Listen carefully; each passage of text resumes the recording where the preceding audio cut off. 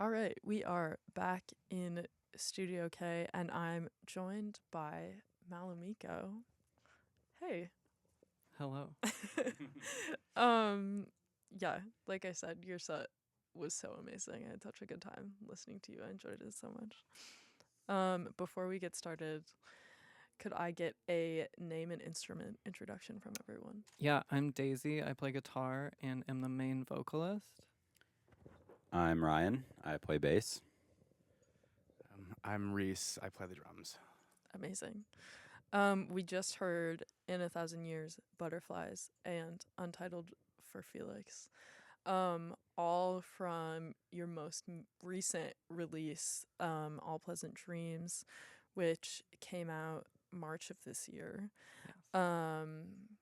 It's so funny. We were talking about how there's a poster in here that gets a lot of attention.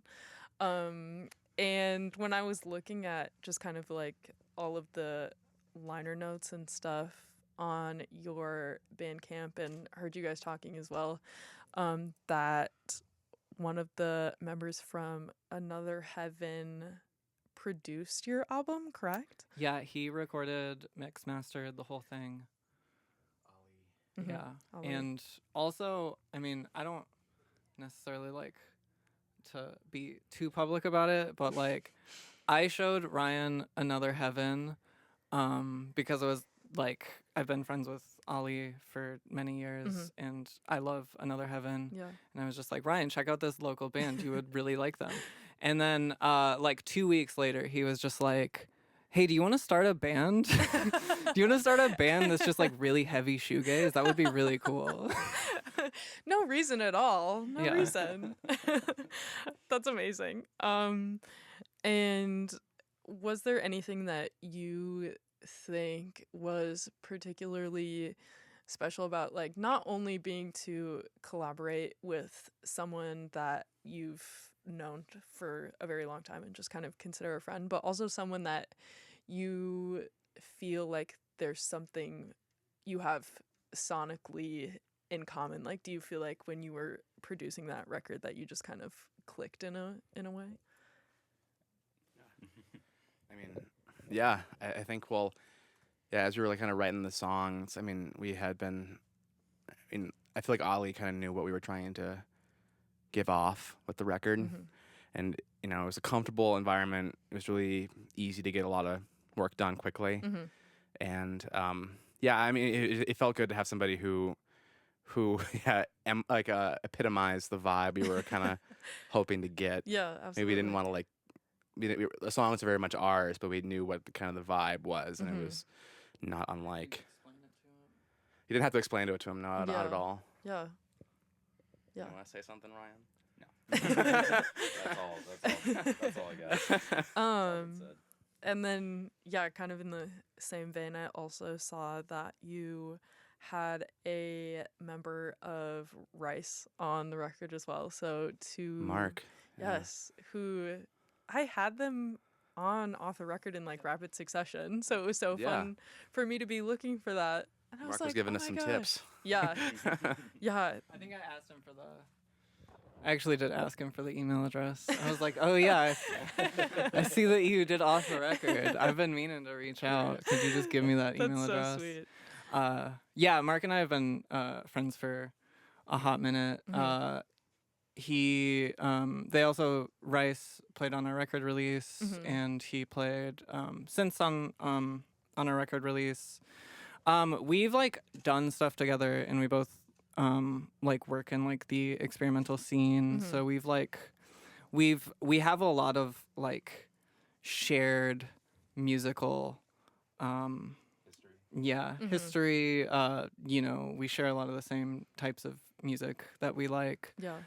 So, and we had talked about for a long time about like, you know, when we do the record, let's put some like synths on there, let's put some other stuff on there. And I was just like, okay, Mark, what ones do you wanna be on? And then he just like I was also like, you know, Mark knows how to do Super Collider. He has a Rhodes at home. Yeah.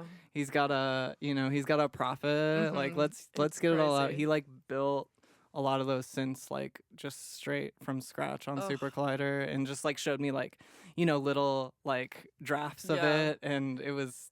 That's amazing. I don't like using computers, so Yeah. good on him for Yeah. knowing how to do that stuff. Yeah, it's wildly impressive. Like when they were here, I was like, I don't understand any of that. Yeah. But Yeah. and like speaking of that, I feel like just generally your sound and the album particularly has this sort of like otherworldly quality about it. I feel like is kind of how I'd put it, and especially with the like addition of the synth as well. I feel like definitely. Yeah, and shout out to Cole Police for playing saxophone on that too. Yeah, absolutely. Like it's just yeah, I don't know. I feel like that's the best adjective I can come up with. Thank you. And I also see that within the lyric writing as well. Like I feel like a lot of the themes are obviously like still rooted in reality and real experiences, but there's kind of this like shadowiness to it. Sure. And yeah, I was just wondering how you kind of find that balance in writing lyrics. Like if it's even conscious at all, or if it just kind of comes out of you. I don't know. I don't know if I have like for the lyrics that I wrote for this album, I don't know if I have like a strict like idea that I'm or like strict writing style. Yeah. I think I just like necessarily not focusing on narrative, but like feelings and like ideas, and kind of painting a picture in the more abstract way of like feelings and interpersonal ideas. I also just get a lot of inspiration from like Untitled for Felix was really inspired by this book by T. Fleischman called Time is the Thing a Body Moves Through. And in that book, they talk about Felix Gonzalez Torres, the conceptual artist. And I just really liked the way they like described his art in that book. So I took a lot of like inspiration from that. I also just love, things that feel like very personal, but also like detached at the same time. I guess is the thread there. Yeah. I don't know. I write lyrics when I'm really depressed. So. Yeah. Just quick mention, like, yeah.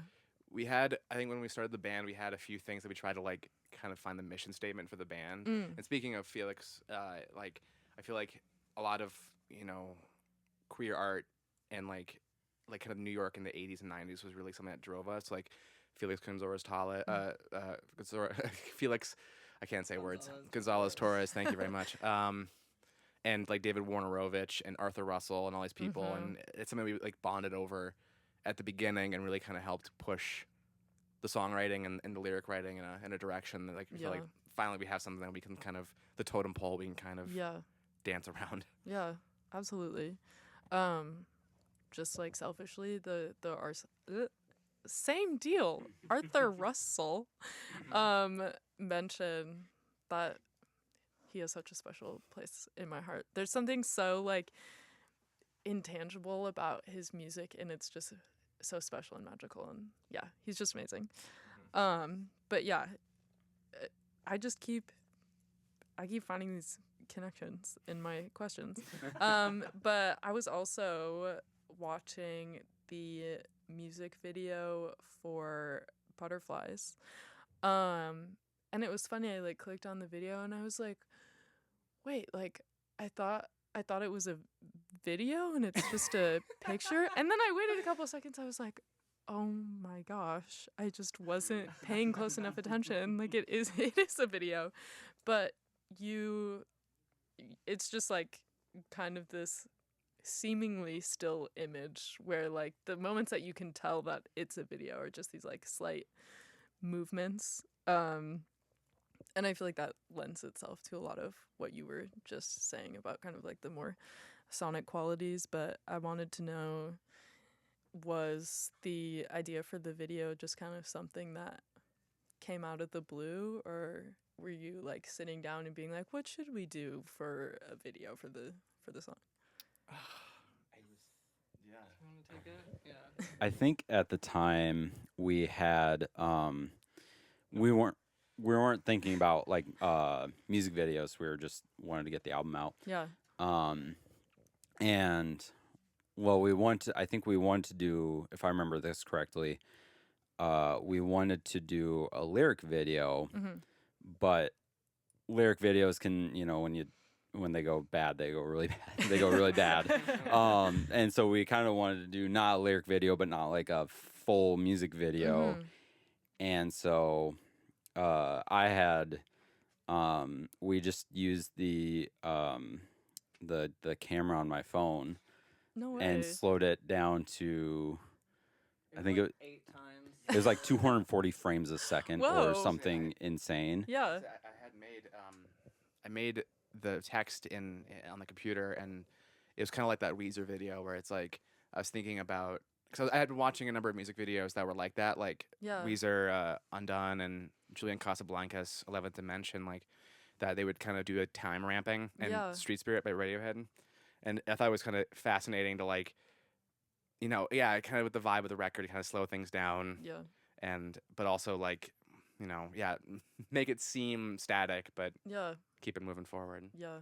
I just I think we as a group really value the kind of instead of we value kind of like doing things locally or doing things in house as much as possible. And we certainly could have gone external. We could have gone out to reach out to someone, and that would have turned out great. But I think that there's a lot more value in the way we did it, where we did it in a single afternoon. And on my phone, on my camera, and just that sort of, I would rather, I think we just place a lot of value in keeping things in house and kind of keeping it local and keeping things close. And I think that was kind of reflected. That's like reflected in the video, even though it's kind of dingy. It's kind of a dirty video. It's practice space. Yeah, it's our practice space. Sitting on your wall of amps. Yeah. I know, that was the thing too. I was like, where is this taking place? It's very ambiguous. Yeah, it was just very like, we kind of had this notion of, it's not going to be perfect, or it's not going to be high fidelity, or it's not going to be high production value or any of these things, but it's going to be ours, and it's going to be something that we made ourselves. Yeah. And I think we take a lot of pride in that. Yeah. No, I enjoyed like discovering it so much after listening to the record, for sure. I was like, this makes perfect sense. And then you've already kind of mentioned some, like, another form of media that influences you, but when I was looking at one of your recent posts, you were like, talk to Daisy about horror movies. Yes. Yeah.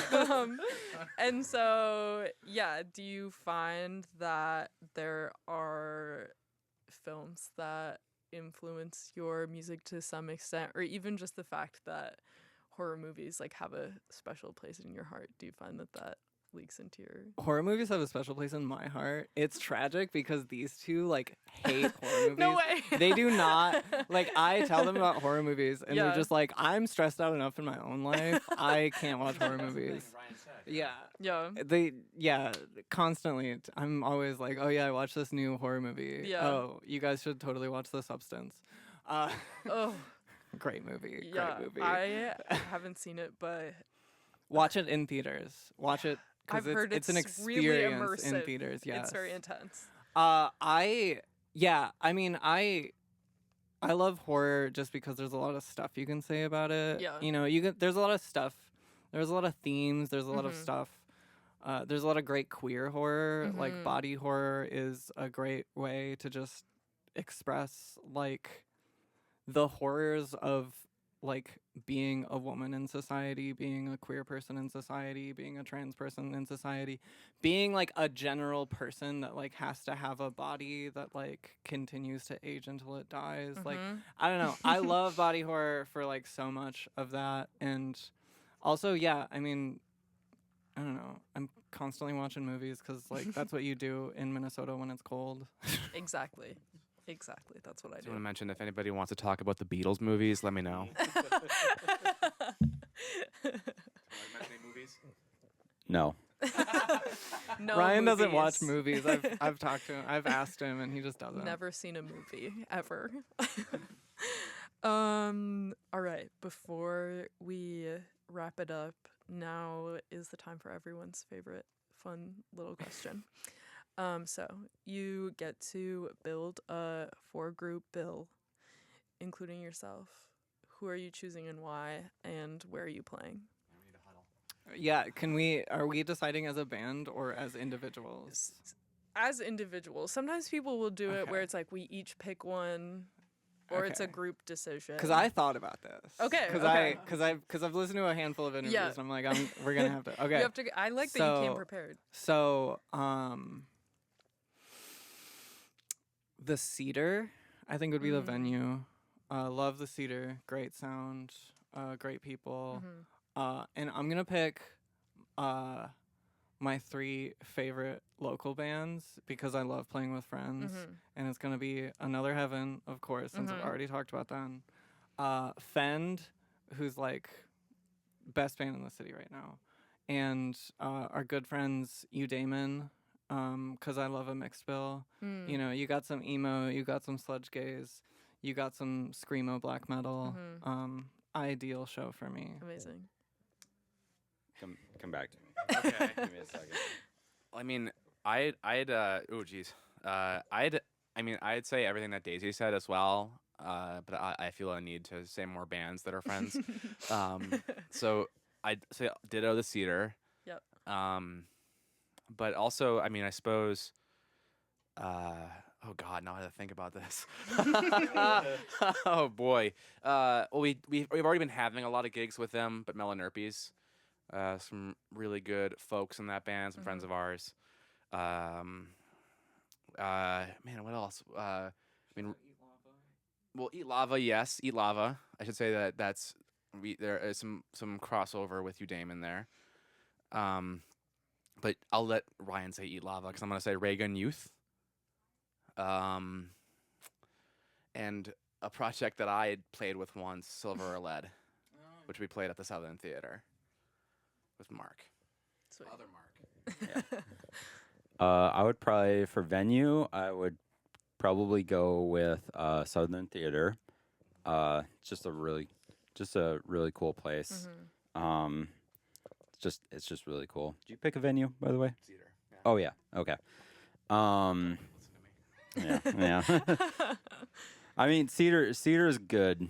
Cedar's a really cool venue. Yeah. Definitely. I mean, that's like 1A and 1B, honestly. Southern was dope. That was really fun. Yeah. For bands, I would get the Hollow Boys back together. We have one more show. We'd get them back together.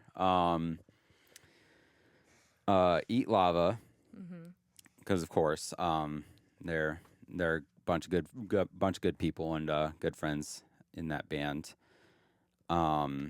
What's their genre? They describe themselves as like Emo. death indie or something insane. Molten flowing indie music.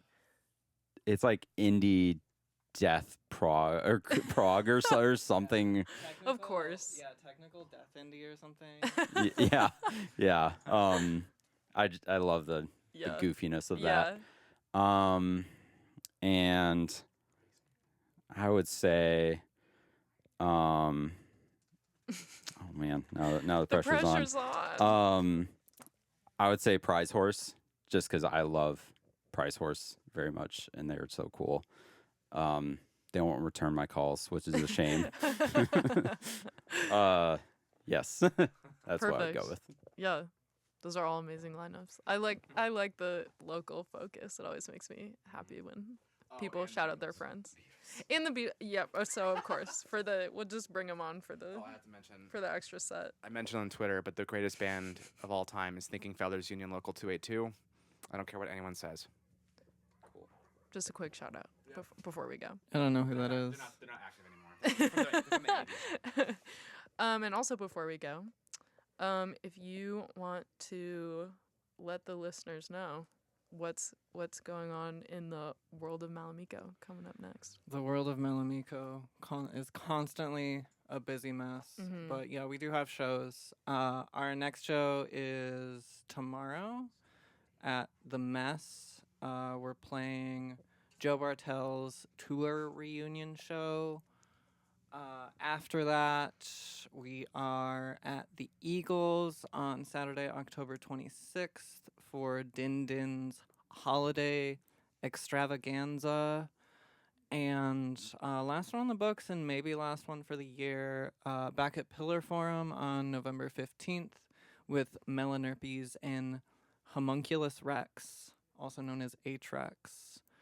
We also have Instagram is where you can find most of our updates. Music's on streaming, on Bandcamp. We all live around here, so maybe you'll just run into us at like the grocery store. If you perform a seance near Tiny Tim's crypt, you will find us at Lakewood Cemetery. Well, perfect. There you go. now people really know where to find you. Well, that's all I have for you. Thanks Thank so you. much for chatting. Yeah, I had so much fun. You've been listening to an interview with Malamiko here on Off the Record at Radio K, Real College Radio.